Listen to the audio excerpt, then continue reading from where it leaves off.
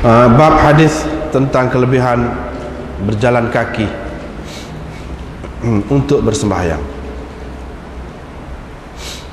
Dengan sanadnya Imam Abu Dawud meriwayatkan dari Abi Hurairah dari Nabi sallallahu alaihi wasallam sabda baginda, orang yang lebih jauh, kemudian yang lebih jauh daripadanya, yang lebih jauh daripada masjid, lebih besar pahalanya.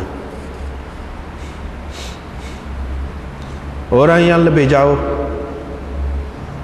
kemudian yang lebih jauh lagi yang daripada masjid adalah lebih besar pahalanya.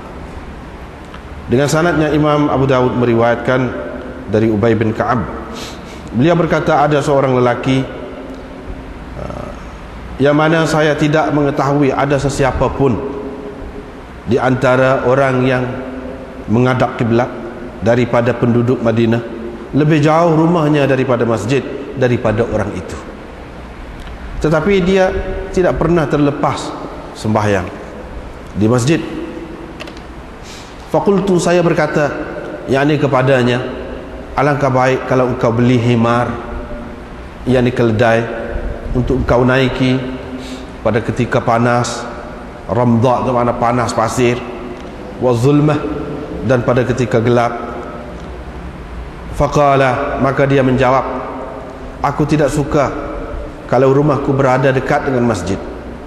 Fanumiyal hadis ila Rasulillah, maka ceritanya itu disampaikan kepada Rasulullah sallallahu alaihi wasallam. Lalu baginda bertanya dia tentang kata-katanya. Dia pun menjawab, aradtu, saya bermaksud wahai Rasulullah agar ditulis pahala untuk pergi saya ke masjid dan untuk pulang saya ke rumah keluarga apabila saya pulang.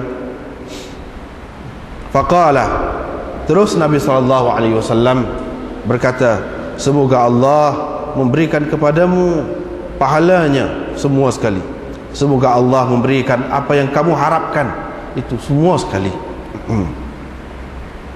Diriwayatkan dari Abi Umamah bahwa Rasulullah SAW bersabda, sesiapa yang keluar dari rumahnya dengan bersuci untuk bersembahyang fardu, fa ajruhu, maka pahalanya seperti pahala orang haji yang berihram, yang memakai ihram.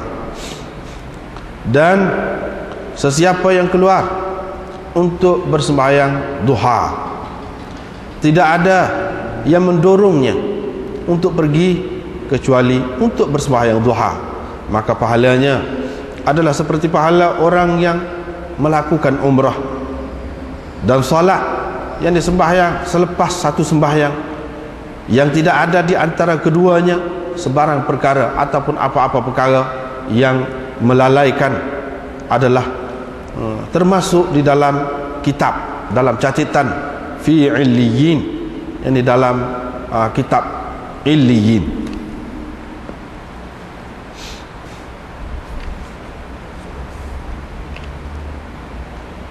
Diriwayatkan dari Abi Hurairah, beliau berkata, Rasulullah sallallahu alaihi wasallam bersabda, sembahyang seseorang dengan berjemaah melebihi sembahyangnya di rumahnya dan sembahyang di kedainya dengan 25 darjat. Ini kerana apabila seseorang daripada kamu berwudu, diperelokkan wudunya, dan dia pergi ke masjid, tidak dikehendakinya sesuatu yang lain selain daripada sembahyang, dan tidak ada yang mendorongnya untuk pergi, maksud beliau, kecuali sembahyang. Tidak dia melangkah satu langkah pun, melainkan diangkatkan dengan sebab satu langkah itu satu darjat, dan digugurkan dengan sebab satu langkah itu satu kesalahan ataupun dosanya, sehingga dia masuk ke masjid. Apabila dia masuk ke masjid, kana fi salatin, ia dikira berada dalam sembahyang selagi sembahyang menahannya, yakni berada di masjid itu. Para malaikat pula berselawat, yakni beristighfar untuk seseorang daripada kamu selagi dia berada di majlis ataupun di tempat duduk di mana dia bersembahyang di situ. Mereka mengucapkan, mereka mendoakan, ya Allah ampunilah dia, ya Allah rahmatilah dia, ya Allah, tub alaihi, terimalah taubatnya, ma lam yu'dhi fihi, selagi dia tidak mengganggu yakni orang lain di tempat itu, au yuhdits fihi, atau selagi dia tidak berhadas di tempat itu. Seterusnya riwayat daripada Abi Sa'id Al-Khudri, beliau berkata Rasulullah sallallahu alaihi wasallam bersabda, sembahyang dengan berjemaah menyamai 25 sembahyang.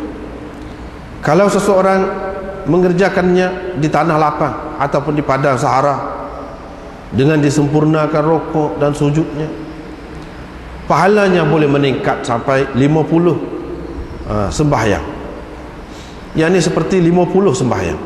Abu Daud berkata, Abdul Wahid bin Ziyad berkata dalam hadis ini, salatul rajul fil falati, sembahyang seseorang di padang atau di tanah lapang ataupun di padang sahara, tempat tidak ada orang, tempat tidak ada penghuni di situ, tudha'afu ala salatihi, digandakan pahalanya daripada sembahyangnya dengan berjemaah. Wasaqal hadis, dan seterusnya dia mengemukakan hadis selanjutnya itulah bau ma ja'a fil masyi ila salati fi dhulam. Ini bab hadis tentang berjalan kaki untuk pergi bersembahyang dalam kegelapan, dalam gelap. Diriwayatkan dari Buraidah dari Nabi sallallahu alaihi wasallam, sabda baginda, berilah berita gembira kepada orang-orang yang berjalan kaki dalam gelap untuk pergi ke masjid, bahawa mereka akan mendapat cahaya yang sempurna pada hari kiamat nanti. Bab ma ja'a fil hadi fil masyi ila shalah. Ini bab hadis tentang bertenang dalam perjalanan untuk bersembahyang. Dengan sanadnya Imam Abu Daud meriwayatkan daripada siapa ni?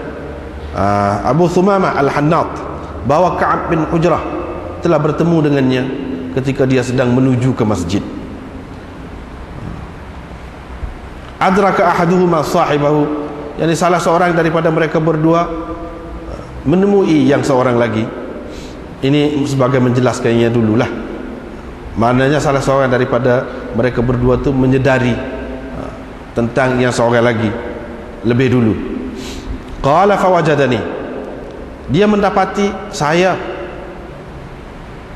sedang mentasbihkan kedua tangan saya, yakni menyilangkan jari jemari saya. Buat gini, saya duduk gini,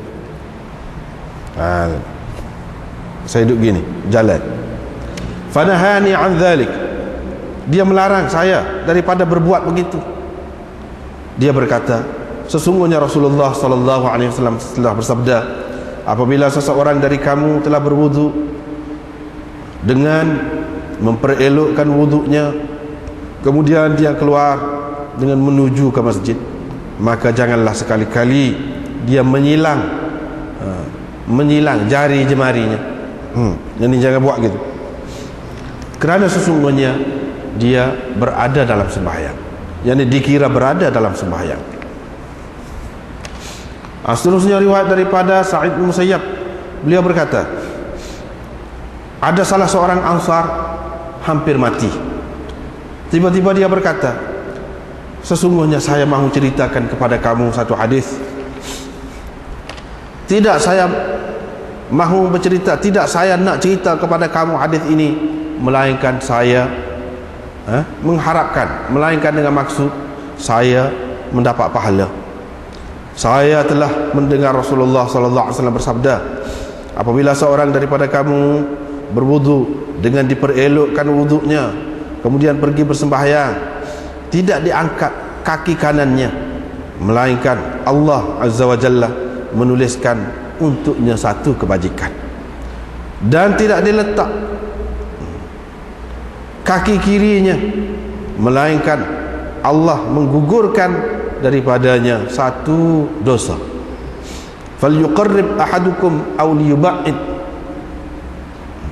suka hati kamulah, sama ada mahu dekat rumahnya ataupun mahu jauh rumahnya, yakni daripada masjid. Yang ini terpulanglah kepada kamu untuk duduk dekat dengan masjid ataupun duduk jauh.